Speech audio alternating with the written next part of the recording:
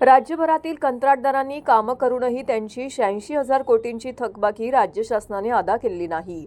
त्यामुळे 6 कंत्राटदारांनी कर्जबारी होऊन आत्महत्या केली आहे।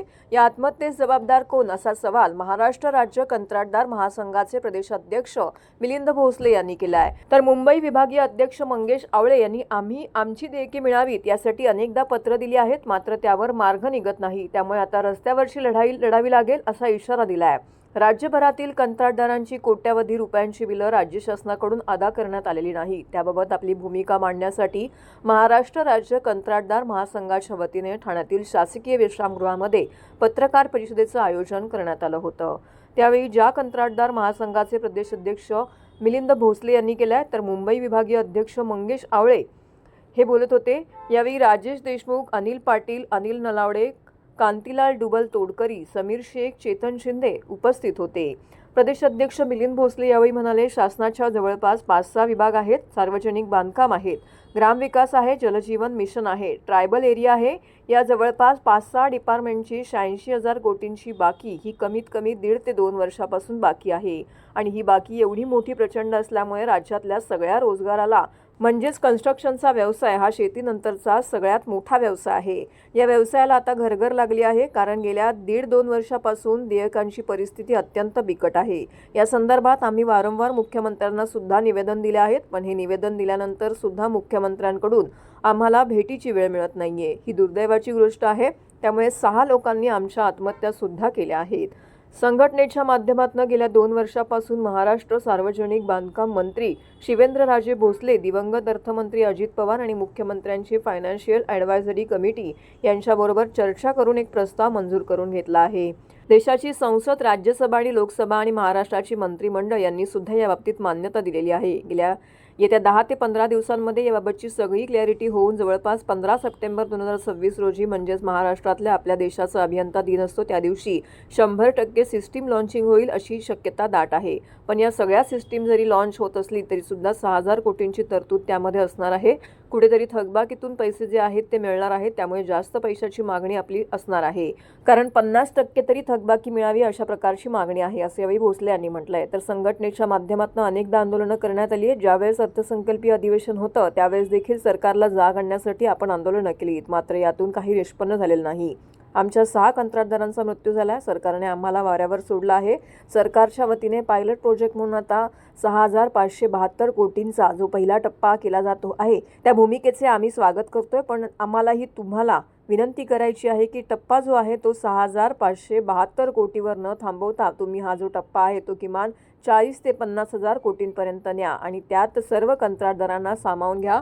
जर सरकार असं करू इच्छित नसेल तर मग ही शेवटी लढाई रस्त्यावरती उतरून करावी लागेल असा इशारा मंगेश आवळे यांनी दिला आहे। जवळपास 5-6 विभाग आहेत। सार्वजनिक बांधकाम आहे, ग्रामविकास आहे, जलजीवन मिशन आहे, ट्रायबल एरिया आहे। या जवळपास 5-6 डिपार्टमेंटची 86,000 कोटीची बाकी ही कमीत कमी 1.5 ते 2 वर्षापासून आहे।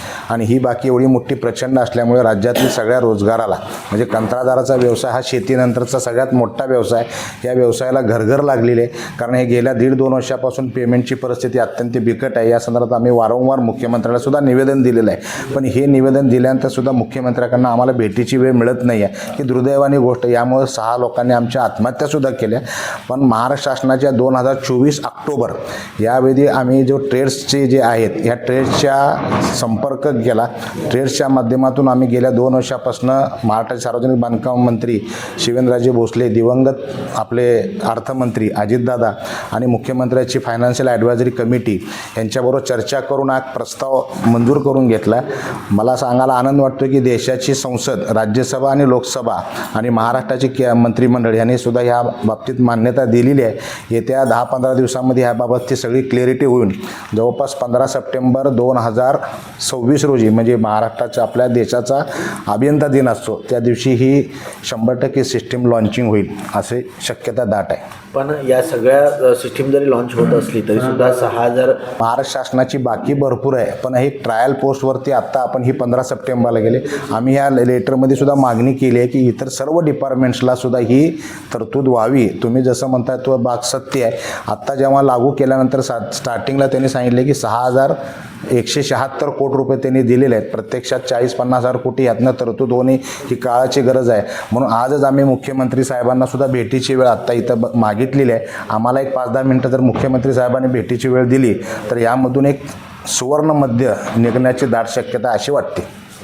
टेट्स एक पहले बहुत सालों से काम कर रहा है. अभी तक करीब 9 लाख करोड़ के आसपास हम लोग MSME को इससे ऑलरेडी दे चुके हैं सोल्यूशन. तो इसमें बहुत सिंपल सोल्यूशन है. एक डिजिटल रजिस्ट्रेशन का लिंक है, उसमें कोई रजिस्ट्रेशन फ़ीस नहीं देनी है. तो कल हमने इसके लिए सबको एक्सप्लेन किया था. उसमें हमारी टीम है जो उनको रीच आउट करेगी. तो अभी इसमें सबसे बड़ा मेजर चैलेंज है अवेयरनेस नहीं है, लोगों को पता नहीं है, जानकारी नहीं है. तो अभी हम सारे जितने भी ज़िला हैं तो सर के माध्यम से हम सारे ज़िला में सबको अप्रोच करेंगे. जो कॉन्ट्रैक्टर यूनियन के प्रेसिडेंट को बताएंगे कैसे होना है. तो इसमें सिंपल इनवाइस अपलोड करनी होती है. उसमें इनवाइस PWD अप्रूव करेगा. देन उसमें बैंक है, बैंक पैसे दे देते हैं. तो किसी को कहीं नहीं जाना, एक डिजिटल माध्यम है और इसमें बहुत ही इजी है. और इनको सबसे बड़ा प्लस पॉइंट है कि उनकी बुक्स में लोन नहीं दिखेगा.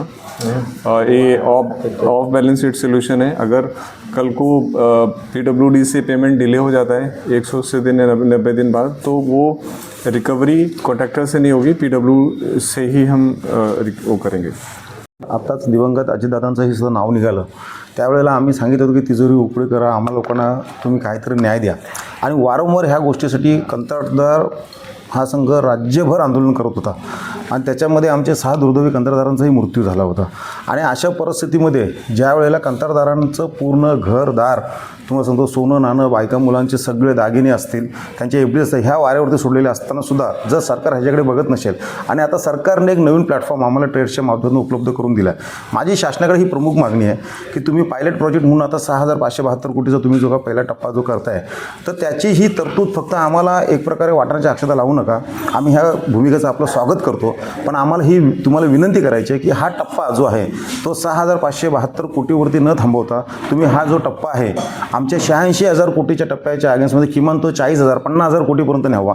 आणि त्याच्यामध्ये सगळे हेड्स, शासनाचे जितके काही हेड्स असतील, म्हणजे त्याच्यामध्ये इमारत दुरुस्तीचा हेड असेल, त्याच्यामध्ये 22-20-59 असेल, त्याच्यामध्ये आदिवासी विभागाचा हेड असेल, आमच्या जलसिंचनाचा असेल, आमच्या जलजीवनचा असेल, त्या सगळ्या कंत्राटदारांना त्याच्यामध्ये कसं सामावून घेता येईल हे शासनाने बघणं गरजेचं आहे.